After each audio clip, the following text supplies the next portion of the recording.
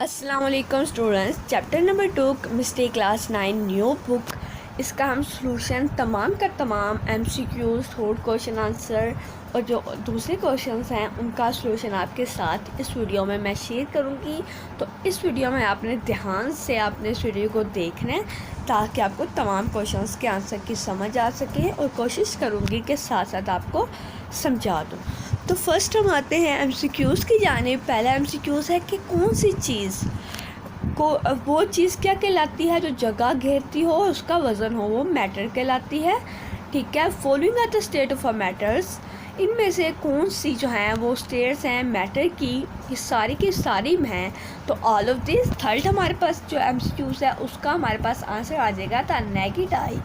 And the fourth MCQs का answer है physical properties and chemical properties. And 5 MCQs का answer है compound. तो इसको आप ध्यान से देख लीजिए या नोट डाउन कर लें।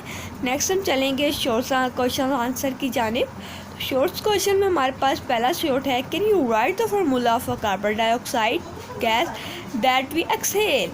तो यहाँ पे हमारे पास आंसर आता है the formula for the carbon dioxide gas we exhale is carbon dioxide CO2, it's made with, किससे बना होता है, 1 carbon and 2 oxygen atom. Define the element, compound and mixture.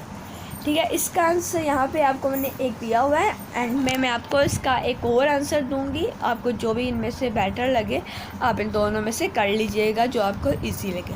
First है एलिमेंट, कंपाउंड, फिर मिक्सचर, इन तीनों को डिफाइन किया हुआ है। फिर आ जाता है कि क्या डिफरेंट क्या है कंपाउंड एंड मिक्सचर के दरमियान।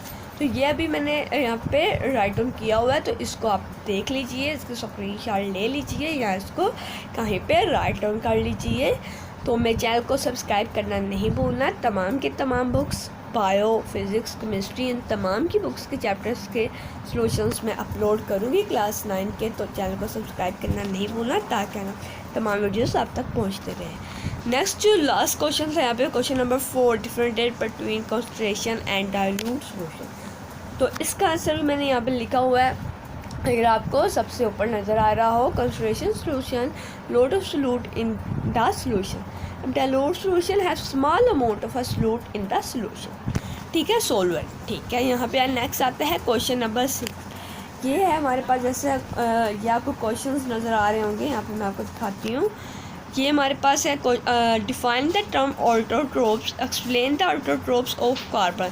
इसका जो आंसर है वो मैं आपको जो है बता देती हूँ। पहले आपने आइसोटोप की डेफिनेशन कर लेनी है, कार्ड आइसोटोप तक, फिर आपने एग्जाम्पल लिख लेनी है। फिर आपको फर्स्ट ये तीनों हैं, ये तीनों के तीनों ही कार्बन्स के आइसोटोप्स हैं, इसको आप लिख लीजिएगा, राइट डाउन कर लीजिएगा। उसके बाद हमारे पास जो लॉन्ग आता है, what is differentiate between homogeneous and heterogeneous mixture. क्या इन दोनों के दरमियान क्या चीज़ डिफरेंट है या एक दूसरे से नहीं मिलती, वो यहाँ पे आपको नज़र आ रहा होगा। एंड इम्प्योर सब्सटेंस, यहाँ से नहीं, a mixture that consist of 2 और मोर विजिबल डिफरेंट थिंग। यानी अगर हम पानी में नमक डालते हैं तो नमक अलग रहता है और पानी आपको अलग नज़र आता है, या पानी में घी डालेंगे तो पानी ऊपर तैरता नज़र आएगा।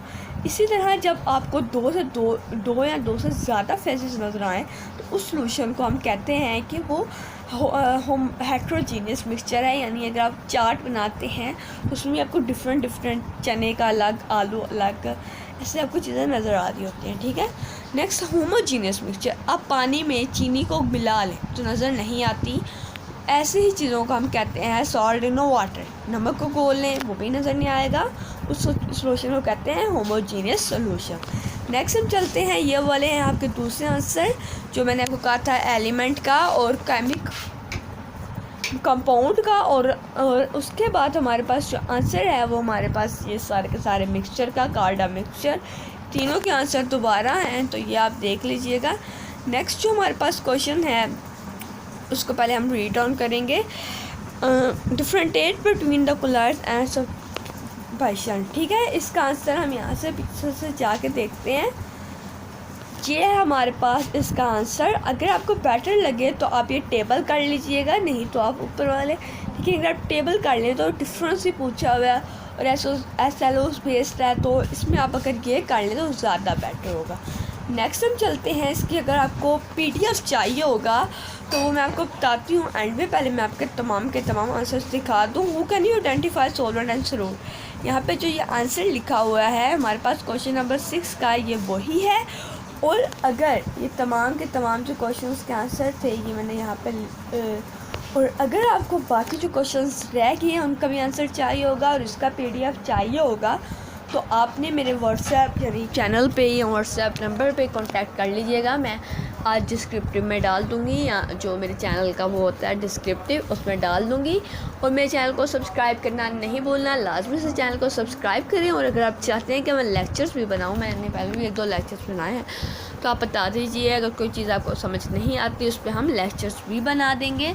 तो इंशाल्लाह मिलेंगे नेक्स्ट वीडियोस में। तो चैनल को सब्सक्राइब करना नहीं भूलना। और अगर कोई भी डाउट रह गया हो तो आपने जल्दी से कमेंट करना है। और जो भी टॉपिक बुक का बायो फिज़िक्स केमिस्ट्री या कंप्यूटर का नहीं आता तो आपने मुझे कमेंट करके बताना है, मैं समझा दूँगी आपको एक वीडियो बना के। तो इंशाल्लाह मिलेंगे नेक्स्ट वीडियोस में। तब तक के लिए हाफिज़।